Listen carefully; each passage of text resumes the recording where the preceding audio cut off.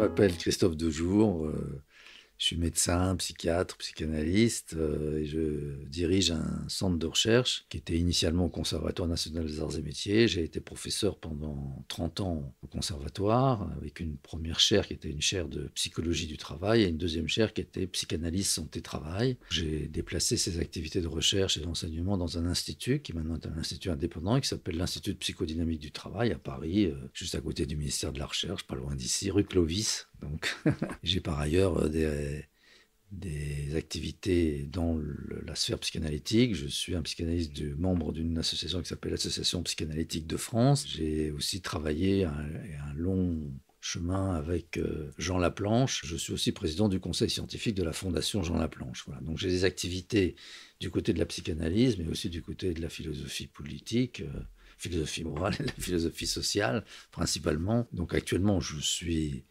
retraité, mais j'ai pas mal d'activités et j'ai encore un cabinet dans lequel je pratique la psychanalyse et la psychosomatique.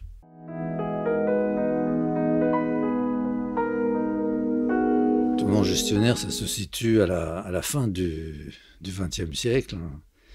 On a commencé à voir les premières manifestations concrètes de ce tournant dans les années 90. Et à partir du début du 21e, ça s'est répandu d'une façon impressionnante, pas seulement en France, mais dans tous les pays du monde. Alors c'est un tournant en ce sens que avant le tournant, les principaux acteurs, si vous voulez, de la conception et de la mise en œuvre de l'organisation du travail, qui est un concept clé dans toute la discussion, c'était essentiellement l'apanage des ingénieurs pour la très très grande majorité des situations de travail et des différentes entreprises, même dans l'État. Mais aussi les organisations du travail étaient aussi organisées quelquefois ou gérées par des professionnels. Vous aviez des enseignants qui dirigeaient l'université, vous avez des magistrats qui dirigeaient la justice, des médecins qui dirigeaient les hôpitaux. Le tournant gestionnaire, c'est le moment où tous ces professionnels et les ingénieurs sont évacués au profit d'une prise de pouvoir par les gestionnaires, les sciences, ce qu'on appelle les sciences de la gestion. Et ce qui caractérise le tournant gestionnaire pour nous, concrètement, quand on regarde sur le terrain, c'est que il considère qu'on peut traiter toutes les questions du travail grâce à des outils qui sont essentiellement des outils quantitatifs qui produisent des chiffres, supposés représenter l'objectivité. Il s'intéresse à la mesure du travail ou la mesure de la performance de façon quantitative, objective, par mesurage. Et en gros, ce qui les intéresse, c'est les objectifs, d'un côté, qui sont fixés selon certaines modalités très particulières quand il s'agit des gestionnaires, parce que c'est des contrats d'objectifs, en réalité, qui font signer aux salariés. Donc, il s'engage à faire telle production. Et puis, on regarde de l'autre côté la performance, là aussi, quantitative, objective, obtenue par mesurage. Entre les deux, évidemment, il y a tout le travail vivant. Et ça, ils ne connaissent pas, parce que leur formation dans les écoles de commerce ou dans les écoles de gestion, et même aujourd'hui dans les écoles d'ingénieurs, enseignent essentiellement le management, éventuellement, presque toujours aussi des formations en informatique pour comprendre les logiciels, enfin, savoir les faire fonctionner. Donc ils ont une formation de ce type, mais ils ne connaissent rien au travail et ne veulent d'ailleurs rien en savoir. Donc il y a une boîte noire que nous on appelle le travail vivant, qui est complètement évacuée au profit d'une gestion. Alors pour reprendre un terme qui fait un peu autorité aujourd'hui, c'est la gouvernance par les nombres. C'est une autre manière de désigner le tournant gestionnaire, mais en fait, c'est exactement la même chose. Le tournant gestionnaire insiste davantage sur le fait que ce sont des gestionnaires qui ont pris le pouvoir, alors que la, la gouvernance par les nombres, c'est un travail plus théorique, si vous voulez, sur la manière dont la transformation s'est faite entre le système industriel classique jusqu'à la fin du XXe siècle et le système gestionnaire. Mais en fait, c'est là qu'il faut revenir toujours à cette question qui est quand même éminemment importante dans toute la discussion, c'est celle de l'organisation du travail. Et l'organisation du travail, bon, je le dis évidemment très succinctement, c'est toujours deux choses. D'une part, une répartition des tâches, une assignation des objectifs à atteindre, etc., qui est fixée par les organisateurs, donc par ceux qui dirigent, qui est assignée à chaque salarié. Donc c'est une division du travail social en fonction de quantité de variables qu'on peut tout à fait inventorier, mais je ne vais pas le faire, c'est trop long. C'est en fait une certaine conception, une certaine théorie et surtout une méthode de domination. Alors ça, ça peut se discuter évidemment, mais ça c'est le résultat de discussions fort anciennes avec des philosophes, donc depuis le début de ma formation, notamment avec Robert Linhart, qui a joué un rôle important, en tout cas dans mon itinéraire, et qui montre de façon très convaincante qu'effectivement, chaque type d'organisation du travail, depuis le système Taylor, le système fordien, la restructuration des tâches industrielles, le système japonais, le toyotisme ou le onisme, tout ça, et donc le tournant gestionnaire, ce sont des méthodes aussi qui sont très pointues sur la question de la domination. Cette transformation qui s'appelle le tournant gestionnaire ou la gouvernance par les nombres, a des incidences extrêmement importantes sur le rapport individuel à la tâche et aussi sur les rapports collectifs dans la production, quel que ce soit des produits et des marchandises, des produits industriels, ou que ce soit du travail de service, des activités de service.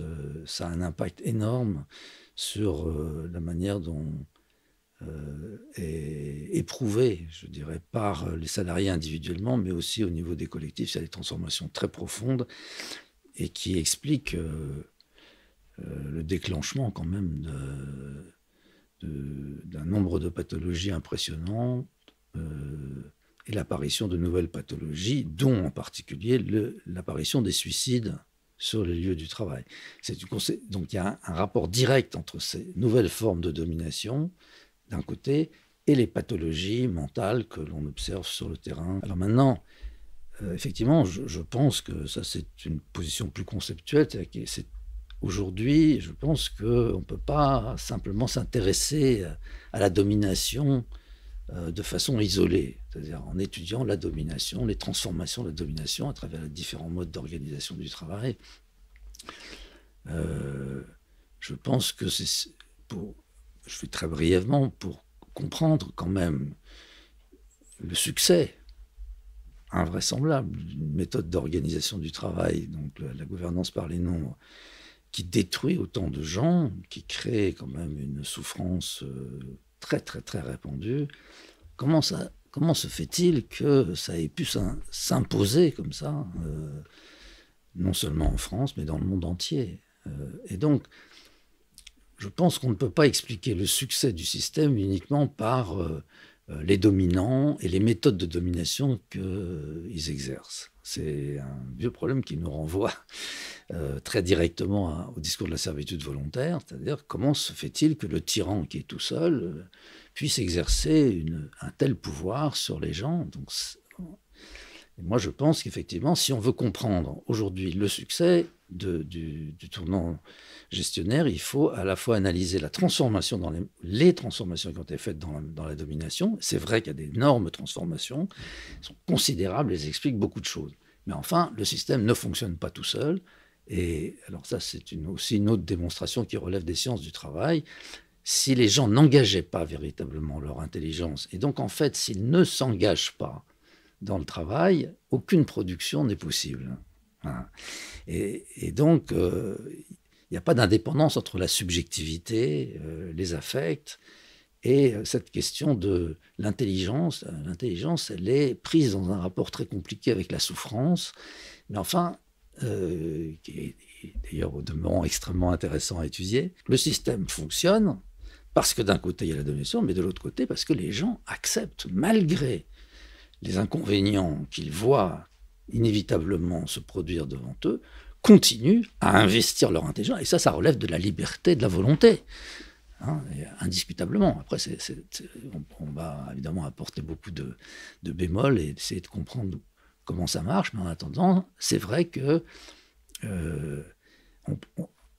l'opposé de la servitude volontaire, et c'est exactement ce que dit la Boétie, c'est simplement de refuser de servir, c'est-à-dire, pour nous, c'est la grève du zèle. C'est-à-dire, on ne fait que ce qui est prescrit, ce qui est ordonné, ce qui est assigné, à travers tout un système de prescription, et je ne fais que ce qui est prescrit. Et là, ça s'appelle la grève du zèle, je n'engage pas plus mon intelligence, j'exécute ce qui a été dit, et dans ce cas-là, toute la production s'arrête partout, même dans l'armée, qui est un système hyper disciplinaire. Si les hommes s'en tenaient à exécuter les ordres, c'est une armée vaincue. Hein, on dit dans l'armée, on le dit, on ne l'écrit pas, il faut interpréter les ordres. Et l'interprétation, c'est toute la question de l'intelligence, de comment on ajuste l'organisation prescrite à la réalité du terrain qui ne se présente jamais. Alors, dans la guerre, évidemment, mais dans l'industrie ou dans l'agriculture, dans l'élevage, dans les forêts, partout, si vous voulez, dans le travail de service, toutes les activités de service, le rapport avec le client, le rapport entre le magistrat et les autres, c'est-à-dire les avocats, mais aussi avec voilà, celui qui est mis en examen et qui passe en procès. Toutes ces formes, si vous voulez, de coopération, de lien entre les gens sont complètement impossibles dans les activités de service, sont absolument impossibles si les gens n'engagent pas leur intelligence. Mais en fait, derrière l'intelligence, c'est l'engagement de toute la personne. Donc c'est ça le mystère qu'il faut, évidemment, sur lequel on est amené à travailler depuis un certain nombre d'années. Mais c'est vrai qu'il faut penser toujours, quand un système comme celui-ci triomphe alors qu'il fait autant de dégâts, à la fois la domination et la servitude volontaire, parce que s'attaquer simplement à la domination et renverser, en somme, les chefs, c'est-à-dire le système classique de la lutte de classe, par exemple. Donc on évacue les gens qui dirigent et on les remplace par d'autres. Mais comme on n'a pas du tout touché à la question de la servitude volontaire qui a présidé au succès de la période historique précédente, on ne change rien, et donc le système inévitablement reproduit ce qui était avant. Donc les formes de la domination d'avant. Et quelquefois bien pire, comme vous savez.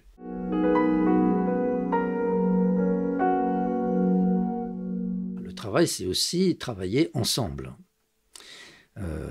Et alors, c'est très compliqué de travailler ensemble. Mais c'est un domaine absolument bouleversant et passionnant. D'un côté, il y a des prescriptions qui disent comment on doit travailler ensemble. Mais là, ça recommence. Si on exécute strictement les ordres de la coordination, contient le mot ordre, ça ne marche pas. Donc en fait, les gens ne respectent pas la coordination, ils trichent. Mais ils ne trichent pas pour le plaisir de tricher seulement ou par passion comme ça de la transgression. Non, ils trichent pour que ça marche. Mais là, il faut tricher ensemble. Donc là, c'est très compliqué. Il faut donc se mettre d'accord sur les manières de tricher. Donc, ça s'appelle la coopération.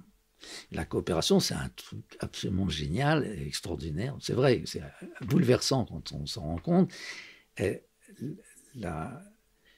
l'interprétation commune, partagée, si vous voulez, des ordres qu'on a reçus, qu'on conteste, bien sûr, c'est dans un rapport de contestation, mais pas pour l'évacuer, non, c'est pour l'ajuster à la réalité du terrain, passe fondamentalement par un temps de discussion entre les membres d'un collectif pour se mettre d'accord sur les manières de tricher. Parce que si chacun se met à tricher avec son génie propre, évidemment, ça va vers une désorganisation, ça ne marche pas. Donc il faut arriver à tricher ensemble. Alors c'est tout un processus absolument passionnant, parce que cet espace, on le nomme, quand ça fonctionne dans les bonnes organisations du travail, vous avez un espace de discussion qu'on appelle aussi un espace de délibération. Un espace de délibération, c'est-à-dire pour lequel on passe un certain temps afin d'élaborer des accords entre les gens. Alors, un accord, c'est sur un point particulier de l'organisation du travail.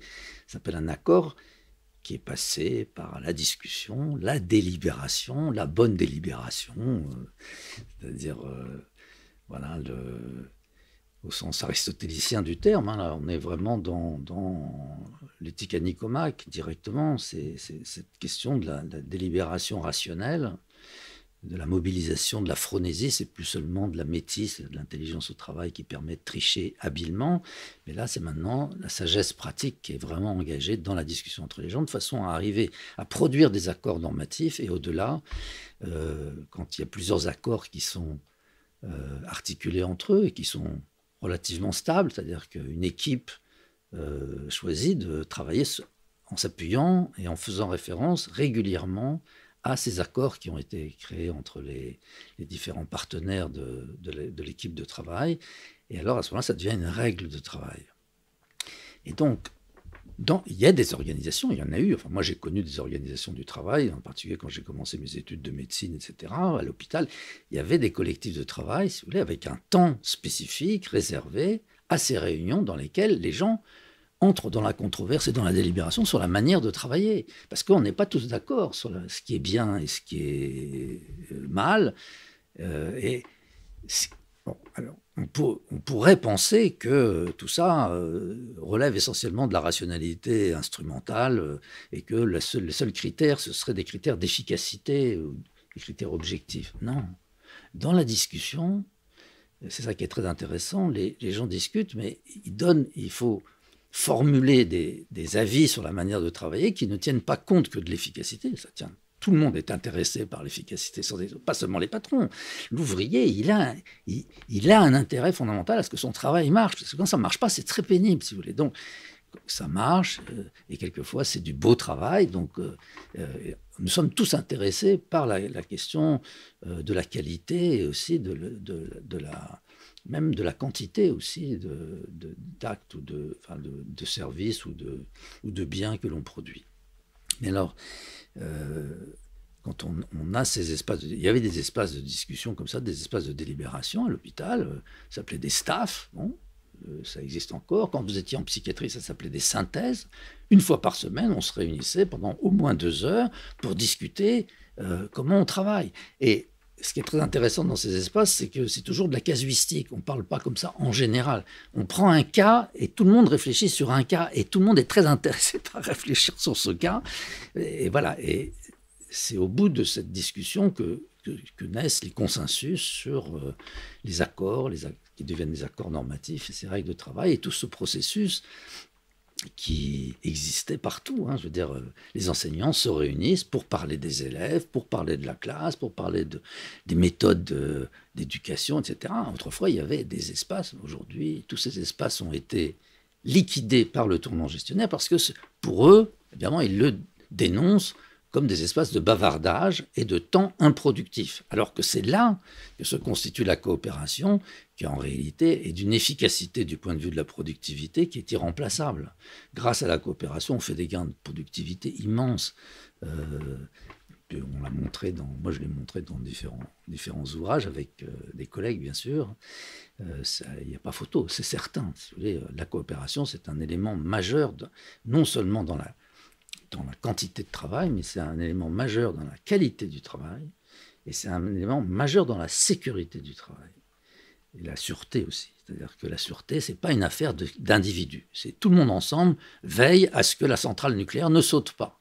Sinon, ça ne marche pas. Il faut vraiment que tout le monde soit ensemble et qu'on ait les mêmes règles pour interpréter les données quand elles arrivent, etc. Donc c'est tout un travail de production de règles qu'on appelle l'activité déontique, c'est-à-dire production des règles. Et donc, toute organisation du travail qui admet l'espace de délibération en son sein et qui lui accorde vraiment une importance, c'est-à-dire reconnaît que c'est là que se produisent des règles de travail qui sont... Alors, dans ces organisations-là, il y a véritablement un apprentissage de la démocratie. Parce que cet espace de délibération, il se caractérise en plus par le fait que tout le monde doit jouer le jeu, c'est-à-dire chacun doit dire ce qu'il pense, comment il pense qu'il faut faire, ce qu'il ne faut pas faire. Mais c'est aussi un espace où à cette occasion, on peut dire bah, « moi, je n'y arrive pas ». Donc partager ses doutes ou ses échecs avec les autres, ce qui est très important, parce que si je l'ai dit aux autres, les autres l'ont entendu, je ne suis plus tout seul avec la difficulté que j'ai et que peut-être l'autre va rencontrer ou qu'il rencontre déjà. Donc si vous voulez, le partage des choses a une très grande importance. Et puis, finalement, on se rend compte que dans les arguments qui sont avancés, il y a des arguments qui relèvent de la rationalité instrumentale, direct à l'efficacité. Il y a des arguments qui relèvent, alors pour aller vite, de l'éthique, c'est-à-dire qu'est-ce qui est bien, qu'est-ce qui est mal. Les hommes et les femmes ne sont pas dans la même position par rapport au travail, pour plein de raisons que je ne vais pas développer, mais vous connaissez évidemment. Et donc, les hommes et les femmes n'ont pas forcément la même idée sur ce qui est bien et ce qui est mal dans la réalisation effective du travail. Et c'est vrai qu'il y a différents chemins possibles. On voit qu'il y a des arguments qui relèvent de l'âge aussi. Les vieux et les jeunes n'ont pas seulement les mêmes aspirations, mais ils n'ont pas les mêmes compétences. Et donc, il faut chercher aussi les compromis. C'est pour ça qu'on a besoin de faire fabriquer ces accords. Il y a des choses qui sont relatives à la santé, parce que, contrairement à ce que pourrait dire la Vulgate, les gens ne sont pas en bonne santé. La plupart des êtres humains sont atteints de plusieurs maladies chroniques. Il faut trouver des compromis avec les gens qui sont là. Donc les règles, elles sont des règles de cette équipe. Ce qui fait que dans 2 services hospitaliers qui font pourtant de la cardiologie, on ne pratique pas la cardiologie de la même façon. Mais les 2 sont tout à fait rationnelles parce qu'elles tiennent compte de la réalité des gens qui sont là. Tout cet exercice, si vous voulez, de l'activité déontique et de la délibération à l'intérieur de l'entreprise, c'est un extrêmement puissant moyen d'apprendre la démocratie, non seulement parce qu'il faut parler, mais aussi parce que cette espèce de délibération ne peut fonctionner que si on est prêt à écouter. Et qu'il y a entre la parole et l'écoute une certaine équité. C'est-à-dire celui qui parle et qui dit ce qu'il pense prend des risques. D'abord parce qu'on va lui demander de justifier les raisons, et ce n'est pas toujours évident de justifier. Enfin, il faut apprendre à parler, mais on apprend à parler. Et on apprend à parler devant tout le monde, avec les autres. Et c'est vrai que c'est un développement quand même d'habileté qu'on n'a pas avant le travail. Et puis, il faut qu'il y ait quelque chose d'équitable vis-à-vis de ceux qui écoutent. Sinon, la parole ne marche pas. La parole, elle a un effet extrêmement puissant sur celui-là qui donne son point de vue. C'est que tout à coup, dans l'argumentation qu'il donne, il se met à dire des choses qu'il n'avait jamais pensées jusque-là. Donc, il y a un effet, si vous voulez, de ce qu'on appelle, en termes techniques, la perlaboration de l'expérience du travail, qui était jusque-là une expérience essentiellement engagée et capitalisée dans le corps. Le corps est plus habile que ce que nous savons. Notre intelligence dans le travail est souvent en avance sur la capacité que nous avons d'en rendre compte, disons, avec des concepts ou avec, de façon verbale et transmissible. Donc, symboliser. Si vous voulez, ce travail de symbolisation de l'expérience du corps se produit lorsque je m'adresse à quelqu'un, mais je m'adresse aux autres et à condition qu'ils écoutent vraiment. Et il y a un risque à écouter. Le risque d'écouter, c'est d'entendre. Et là, tout à coup, j'entends ce que dit ce type que j'ai toujours pris pour un crétin. Et là, tout à coup, je me dis, mais c'est lui qui a raison. Et là, tout se met à vaciller du côté de celui qui a entendu, si vous voulez. Il y a un risque à entendre. C'est énorme. En fait, ça se voit dans toutes les situations sociales, cette question de l'écoute, très compliquée. Voilà. Alors, apprendre à parler aux autres, avec les autres, trouver les mots, y compris la rhétorique. C'est-à-dire trouver les mots, inventer les mots et le langage qui permet de parler de ce dont on veut parler, c'est-à-dire de l'expérience subjective du travail, d'un côté. Apprendre à écouter, c'est ça le centre fondamental de la démocratie, in statu nascendi. Voilà.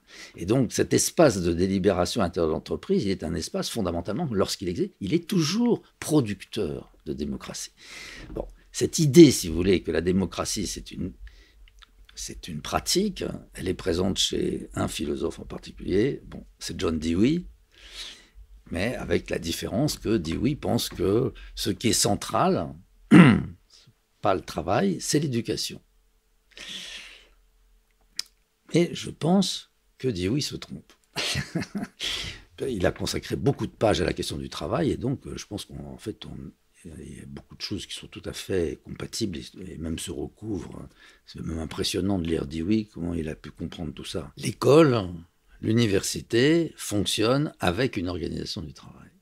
Quand on assiste au tournant néolibéral, donc aussi tournant gestionnaire, et la façon dont ça se concrétise dans tout ce qui est le secteur public, ont été quand même démantelés par l'application de ce tournant gestionnaire dans tout ce secteur public qu'on appelle le New Public Management. On ne peut plus faire l'enseignement tel que nous, on le pense depuis Montaigne, qu'il vaut mieux une tête bien faite que bien pleine.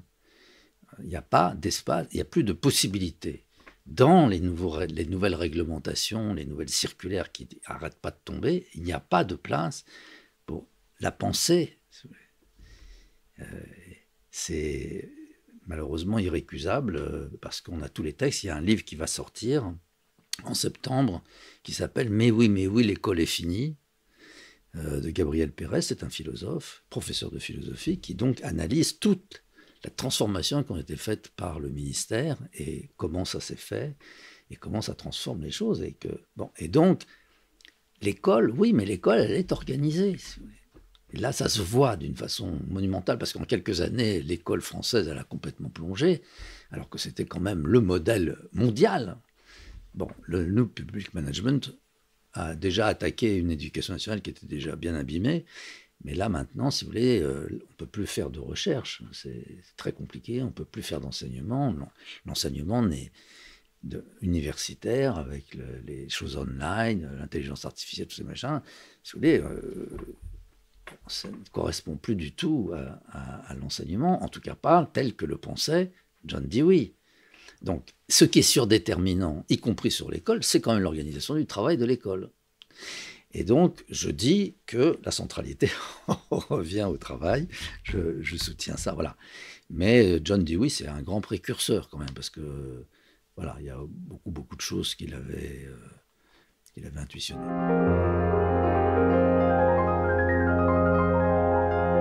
Évidemment, c'est une question qui fâche. Voilà, parce que l'espace de délibération dont je vous ai parlé, il fonctionne si par ailleurs il existe une sorte de discipline que s'imposent collectivement les gens qui participent à l'espace de délibération. C'est que quand un accord est fixé, stabilisé, alors tout le monde doit le respecter. Or, il arrive que certains accords ne soient pas obtenus par un consensus, parce que tout le monde n'est pas d'accord. C'est là que ça se complique, parce qu'il faut parler de la réalité. La réalité, c'est que pas toujours, on n'arrive pas, malgré la bouleusis, la délibération, et l'euboulia, la délibération, la bonne délibération, la délibération rationnelle dans toute sa splendeur, eh bien, on n'arrive pas forcément à des consensus. Donc, il existe en gros deux positions. Et là, il va falloir un arbitrage. Il va falloir choisir l'un des deux. Or, alors, il se trouve que cet arbitrage est souvent fait par le chef. Quand il y en a un, donc le chef arbitre. Mais il prend un risque énorme, parce qu'il peut se tromper, il peut avoir pris la mauvaise position, et donc il va devoir assumer la décision. Si ça marche, ça accroît son autorité. Si ça ne marche pas, il faut qu'il reconnaisse qu'il s'est trompé et donc qu'il revienne en arrière en disant on va reprendre ce que disait Martine et pas ce que disait Jean-Pierre. Bon, Martine, elle avait raison, donc on va reprendre les choses. Alors, tout le problème qui est posé là, c'est donc l'arbitrage. Pourquoi je parle de discipline? Parce que même quand je ne suis pas d'accord avec l'arbitrage qui a été fait, quand la coopération fonctionne et que les gens vraiment forment un collectif, c'est-à-dire qu'ils sont quand même aussi orientés vers une œuvre commune, à partir du moment où ça a été décidé dans la synthèse, dans la réunion du comité de direction, etc. Enfin, bon, quand un accord a été pris, on va le respecter, même si je ne suis pas d'accord. Donc ça, c'est possible parce que on a une visée commune, qui est l'œuvre commune dont il faudrait parler, parce que c'est évidemment un élément très important, qui demande des tas de développement, en particulier autour de la question de la doctrine. Bon, mais c'est très passionnant, parce que la doctrine, elle est aussi travaillée dans ces espaces de délibération, et elle doit pouvoir se formuler tout le temps autour du problème de qu'est-ce qu'à travers mon travail je produis, donc il y a une certaine qualité qui convient au client, je ne sais pas qui, mais qu'est-ce qu'on entend apporter à la société, voilà, aux questions posées par le changement climatique et la biodiversité, c'est toujours la deuxième chose, et troisièmement, qu'est-ce qu'on apporte à la cité, en tant que cité, parce qu'il n'y a pas de neutralité d'une production, aucune production n'est neutre vis-à-vis du fonctionnement de la cité. Voilà, donc ça c'est la question de la doctrine, je la laisse de côté. Mais en amont, donc, le problème qui est posé là-dedans, c'est que d'abord, il y a de temps en temps des désaccords, on n'arrive pas à un consensus, donc on a besoin de quelqu'un qui tranche, donc quelqu'un qui arbitre.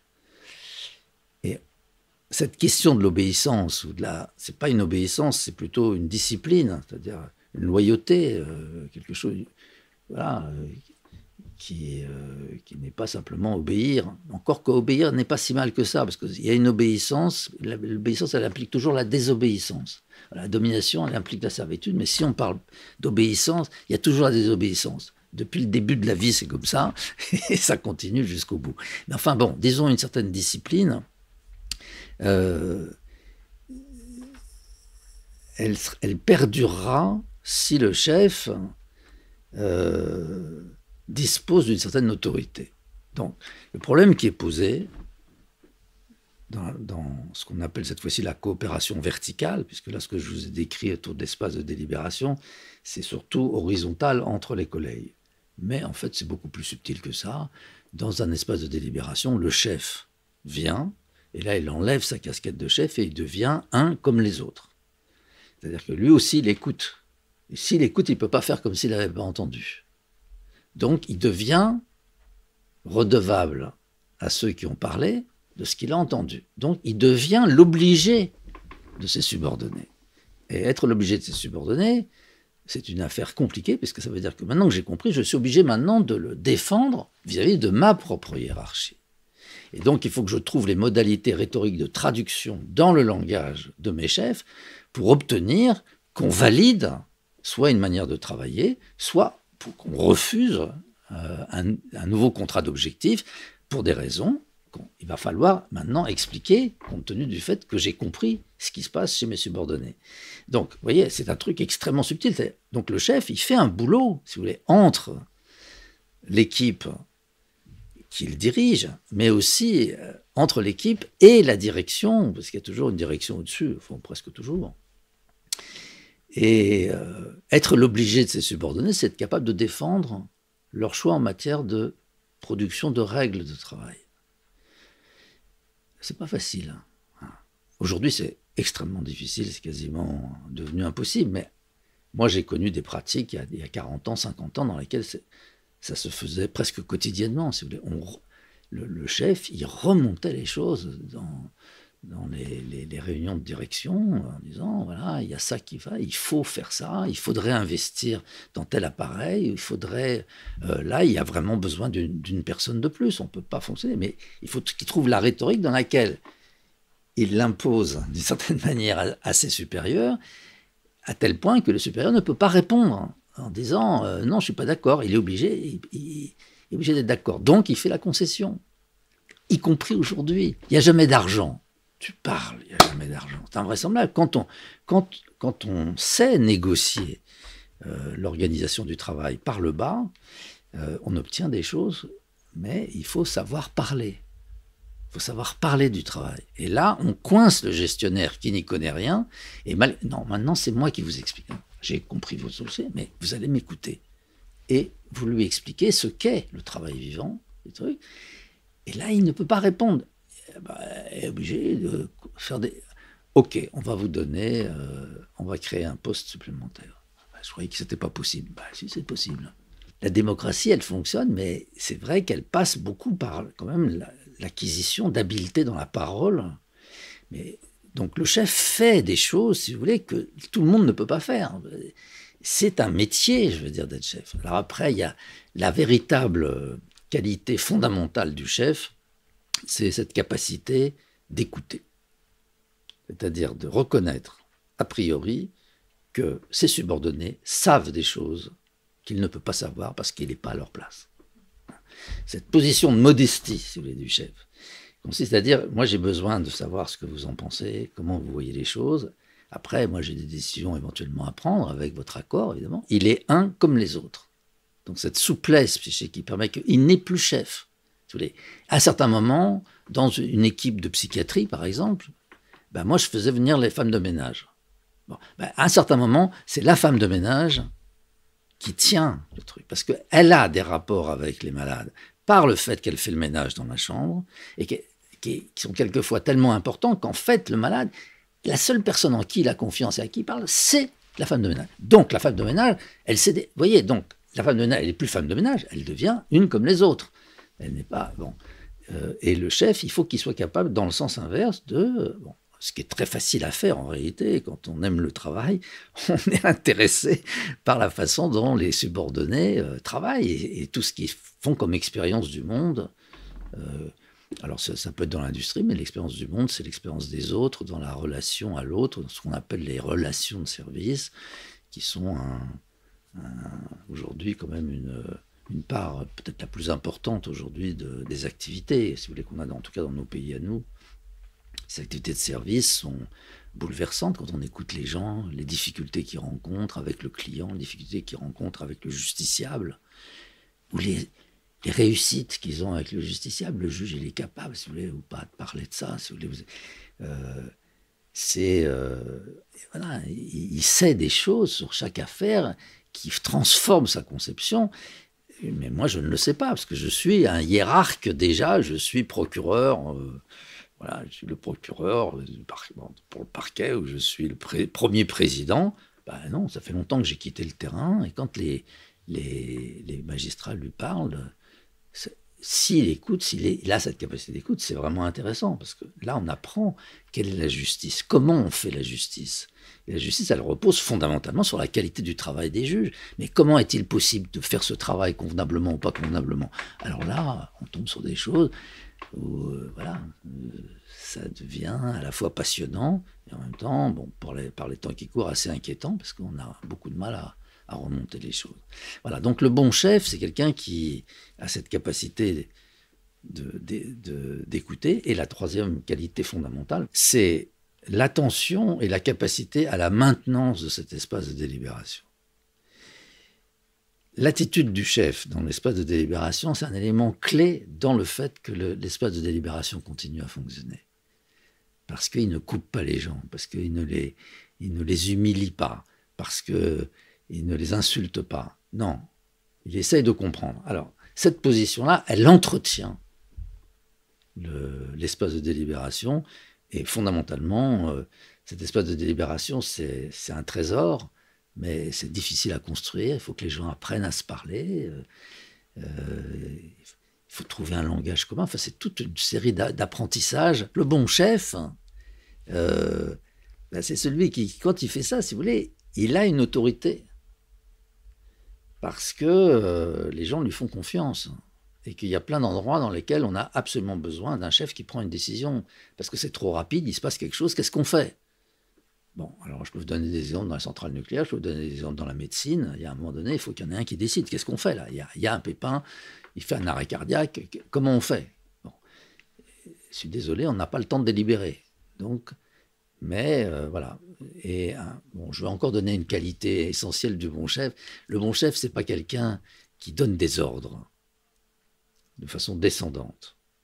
Il est peut-être amené à le faire à certains moments, mais il va falloir qu'il le justifie dans les moments de délibération collective. Le bon chef, si vous voulez, c'est pas seulement quelqu'un qui exerce une autorité, qui exerce surtout pas un pouvoir. C'est quelqu'un qui a aussi un certain nombre de compétences. Et l'autorité du chef, elle repose beaucoup sur le fait qu'il est vraiment compétent. C'est l'autorité fondée sur la compétence. C'est-à-dire que quand j'ai un pépin dans mon boulot, eh ben, moi c'était comme ça quand j'étais jeune et que j'étais interne à l'hôpital, je pouvais aller demander à un supérieur, qui est mon chef, de l'aide. Donc, le bon chef, c'est celui qui a des compétences suffisantes pour pouvoir aider, c'est-à-dire apporter aussi une contribution aux difficultés que chacun rencontre dans l'exercice de son travail. D'abord parce qu'on a souvent des jeunes, il faut bien qu'ils se forment, et puis il y a des gens qui sont plus vieux, mais quand même n'arrivent pas sur certaines choses, même toute leur vie durant, et ils auront beau être de meilleur en meilleur. C'est vrai que le chef, donc le chef, d'une certaine manière, il est quand même meilleur, quoi. Et tout le monde est capable de reconnaître ça. Et ça ne blesse personne de savoir qu'on a un collègue, bah oui, il est plus fort. Voilà. Et je n'ai pas honte d'aller lui demander un conseil. Voilà. Au contraire, s'il est gars, il est... Alors, c'est là la question, c'est que le bon chef, c'est quelqu'un qui est généreux dans la transmission. Et ça accroît considérablement l'autorité du chef. Parce que quand le gars... Il vient, je pourrais vous raconter de multiples exemples de ça. Le gars lui explique comment il faut faire parce qu'il a compris où est le problème. L'autre, non seulement ça résout son problème, mais il vient d'apprendre quelque chose qui va lui servir peut-être toute sa vie par la suite. Et il le doit quand même à la générosité du mec qui a transmis. Parce que sinon, on arrive dans la rétention des connaissances. Et c'est comme ça que vous avez des tas de profs qui ne veulent pas expliquer à leurs étudiants. C'est ce rapport complètement fou, quoi. C'est-à-dire, ils font de la rétention. Ah ben moi, j'ai mis du temps pour moi, je peux lui refiler comme ça en 5 minutes. Non, le bon prof, c'est celui qui donne à ses élèves généreusement son savoir. Enfin, ce qu'il pense être vrai, bon, c'est son savoir avec les nuances de modestie qu'il faut toujours avoir par rapport au savoir. Mais enfin, en tout cas, c'est comme ça qu'il le pense. Voilà. Et donc, vous voyez, ce sont des vraies qualités. Et alors, quand ça marche, ça produit quelque chose entre les membres de l'équipe, entre le chef et les subordonnés, mais entre les subordonnés entre eux, voilà, ça crée quelque chose qui est essentiel dans la vie psychique, la vie affective des gens. C'est l'accès à ce que la Boétie appelle la fraternelle compagnie, la fraternisation entre ce qu'il appelle aussi l'amitié, quoi, l'amitié. Et c'est une forme d'amitié qui n'est pas exactement la même que l'amitié entre Montaigne et la Boétie, qui va jusqu'à l'intimité. Là, c'est une amitié qui repose sur l'estime, même quelquefois l'admiration qu'on a pour les collègues. On dit quand même, il est toujours là, il fait toujours les trucs, il assume à chaque fois, et on a une admiration pour les collègues. Et ça crée des relations qu'autrefois on appelait, c'est un terme tout à fait noble et qu'il faudrait réhabiliter, c'est la camaraderie. Voilà, et c'est cette forme d'amitié qui ne va pas jusqu'à l'intimité, mais qui est très profonde, parce qu'elle va quand même dans la connaissance de certaines dimensions du collègue que même sa famille ne sait pas. Parce qu'ils ne sont pas là, ils ne se rendent pas compte de ce qu'il est capable de donner, de faire pour les autres, pour lui, pour l'entreprise, pour la médecine, pour la philosophie. Vous comprenez ? Donc, on a quand même une connaissance d'une certaine intimité de l'autre. Cette forme de participation à la fraternelle compagnie, c'est aussi une forme d'accomplissement de soi. Parce que là, on fait l'expérience, quand même, une expérience de soi-même et de son rapport au monde et de son rapport aux autres qui est inégalable. C'est très, très, très important dans la santé mentale. Quand on a la chance d'avoir ça, eh ben on accepte de travailler en plus, passe 2 heures de plus parce que c'est comme ça, et ça ne coûte pas le même prix que si on me colle 2 heures en plus que j'en ai déjà. Non, là on est vraiment dans quelque chose où la responsabilité de chacun est engagée, et voilà, donc la passion, elle peut même finir par s'inviter, la passion du travail ensemble. Bon, c'est quelque chose d'effectivement très noble. Et c'est ça, la démocratie. Maintenant, c'est la démocratie, donc vous voyez, c'est pas seulement le gouvernement, c'est la démocratie bottom-up. Et pour moi, la seule démocratie respectable, c'est la démocratie bottom-up. Et le lieu central où on apprend ça, c'est le travail. Donc, vous voyez, la centralité politique du travail, elle est impressionnante quand on comprend ça. ça change tout, parce que le travail aujourd'hui, c'est un thème qui a perdu absolument tout prestige, et donc il n'y a même plus de... Enfin bon, on a supprimé des quantités de programmes, notamment sur le travail. C'est une vraie catastrophe. Il faut réhabiliter le travail, mais pas seulement le réhabiliter pour dire c'est bien, non, c'est bien pour telle et telle raison, et entre autres, parce que non seulement ça produit la démocratie, ça peut produire la démocratie, à mon avis, il n'y a que par le travail qu'on peut vraiment renouveler la démocratie, parce que la démocratie, elle est toujours, on la perd, c'est comme la santé, vous la perdez tout le temps, donc il faut la reconquérir. Et donc, cette activité déontique, elle est inlassable, elle fait partie vraiment de l'exercice même de la démocratie. Mais d'un autre côté, le travail, il a des effets aussi extrêmement puissants sur la santé mentale, et quelquefois indirectement sur la santé somatique par le biais de la psychosomatique, parce que quand on fait un travail comme ça, et qu'on participe à la délibération, qu'on a un travail, on aime son travail, mais le travail, il vous rend quoi? Il fait qu'après le travail, vous êtes plus intelligent qu'avant. Donc, l'amour de soi s'accroît grâce au travail. C'est tout ce qu'on va mettre du côté de l'accomplissement de soi par le travail. Mais ça joue un rôle absolument énorme dans la vie de tous les gens ordinaires. Et quand vous êtes privé de travail, vous êtes privé du droit d'apporter une contribution à tout ça, donc vous n'avez pas la rétribution affective, éthique et politique. Vous êtes à chaque fois descendu. Et là, la santé mentale devient très précaire. Donc, voilà. Donc, si vous voulez, la centralité du travail, elle est centralité par rapport à la santé mentale, mais elle est aussi centralité par rapport à la cité. Puis c'est encore... il y a d'autres déclinaisons de la centralité du travail.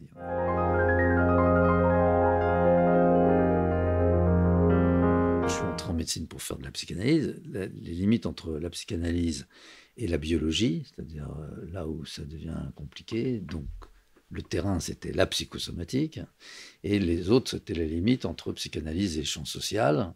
Et c'est là que je me suis engagé sur les questions du travail. Voilà, donc j'ai eu une formation du côté des sciences du travail et du côté de la psychanalyse, la psychosomatique et la biologie, parce qu'on en a fait aussi. Et voilà, et donc fait un certain nombre de recherches qui ont porté sur cette question du travail, qui était peu analysée, ou à mon avis peut-être mal analysée. Il ne faut pas être trop péjoratif à l'égard des précurseurs, parce qu'il y a quand même une dette aussi vis-à-vis d'eux. Mais enfin, on était quand même assez loin de comprendre tous les enjeux psychiques du travail. Et moi, le premier, j'ai été étonné en passant par la clinique du travail, donc ça s'appelle la clinique du travail, en faisant des investigations sur le terrain, en allant dans les entreprises, dans le service public, dans l'agriculture, l'élevage, les forêts, enfin bon, les centrales nucléaires, enfin dans tous les endroits où on peut aller. Donc il y a des enquêtes qui sont faites selon des modalités très précises. Que la surprise, c'est que quand on passe par la subjectivité des gens, par leur souffrance, par la manière dont ils se défendent de la souffrance pour ne pas tomber malade, on découvre sur le travail des quantités de choses extrêmement importantes, extrêmement intéressantes, que les autres sciences du travail n'ont jamais envisagées. Qu'il s'agisse de la sociologie du travail, qu'il s'agisse de l'anthropologie du travail, qu'il s'agisse de l'économie du travail, enfin, je peux vous aider. Donc, c'est un peu surprenant comment la clinique devient un analyseur, finalement, à partir du travail, un analyseur qui traverse pas mal de disciplines. Et donc, toute la discipline, la dite psychodynamique du travail, qui est à la fois une clinique et une théorie, s'est développée constamment par la discussion interdisciplinaire. Alors, on a un peu le même souci dans la psychodynamique du travail que ce qu'on discute dans les espaces de délibération. C'est-à-dire, on cherche dans l'autre discipline ce qui est, de leur point de vue, critiquable, incomplet, mal pensé dans la psychodynamique. On va chercher l'adversaire, si vous voulez, dans une position qu'on sait qu'évidemment, il y aura des choses impressionnantes, peut-être, qui vont apparaître, qu'on n'a pas pensé.